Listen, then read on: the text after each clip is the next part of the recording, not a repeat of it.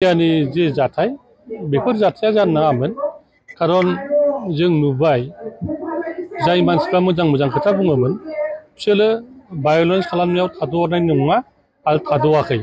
मैया जिहेतु जोंनि एथ' खस्थ'यै लुनाय बिटिसि एसेम्बलि हाउसखौ जेबादि लंख' खालामबाय बियो मुगैथाव आरो बे मानसि नङैफ्रासो बे खामानिखौ मावदों होननानै आं सानो खारन माबा मोनसे जादों बे मोनसे जानायाव जोङो हिंसा खालामनांगौ दरखार गैया हिंसा भाबै आन्दलन खालामनायखौ जों माना खालामा किन्तु हिंसा भाबै जे खामानि मावदों बियो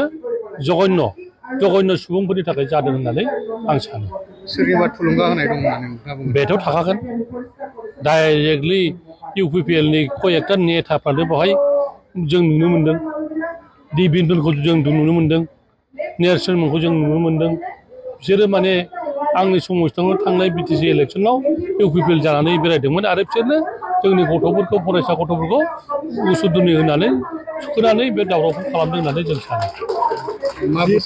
फरायसाफ्रा अजद खालामदों जे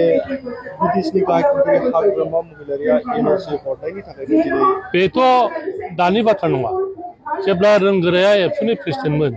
बे समाव 50 छात्र आकाशजों रायलायनानै बेबो एनअसि हरदोंमोन एबसुआनो हरदों बै समाव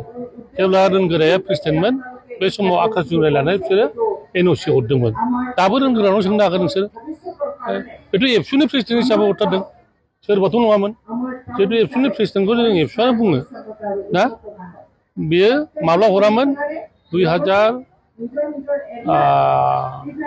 एबसुनि प्रेसिडेन्ट समाव बेखौ सोंना लानो हागोन आरो बावहाय सोरबा गथ'फ्रा जांख्रिखांनाय माबाखांनाय एबसुआनो बै समाव मानो हरामोन बेखौ सोंनानै लानाया दरखार दं मोनद' जातिफोर हारिफोर एसटि होनायनि सायाव नोंथांनि बिबुंथिया जेरैबायदि बिल लाबोनो सानदों बिलखौ दासिमबो नुनाय जायाखै मैया एमएलएफ्रा बुंदों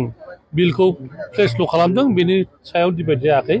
आरो बे डिबेट जागोन माबा जागोन बेनि थाखाय दा जेबो सिन्था खालामथ'नाङा जेब्ला बिलआ पास जागोन सावरायनानै पास जागोन होनबासो जोङो सिन्था खालामनांगौ दरखार जागोन दिनैसिम जों जेबो नुथ'वाखै बेखिनियानो गमामायैनो जामारोब्ला एसटि होमारोब्ला जेरै थाखानाय एसटिफोरनि थाखाय माबायदि खहा जागोन नङा जोंनिफ्रायथ' बुंखानाय दं थाखानाय एसटिफोरनि थाखाय जेबो खहा जायाबालासिनो जुदि एसटि होयोबा जोंहा बाहाय अपसन गैया जों बिदिखौसो बुंदों आरो बावहायनो गथ'फ्रा बुजियैयाव जाहाथा खामानि मावनाया बेयो जाहैबाय जोंनि गेजेराव गावजों गाव दावराव दावसि जानाय आरो सोरखौबा हिंसा खालामनाय बे हिंसानिफ्राय गोजानाव थागोननि थाखाय आं बयखौबो खावलायदों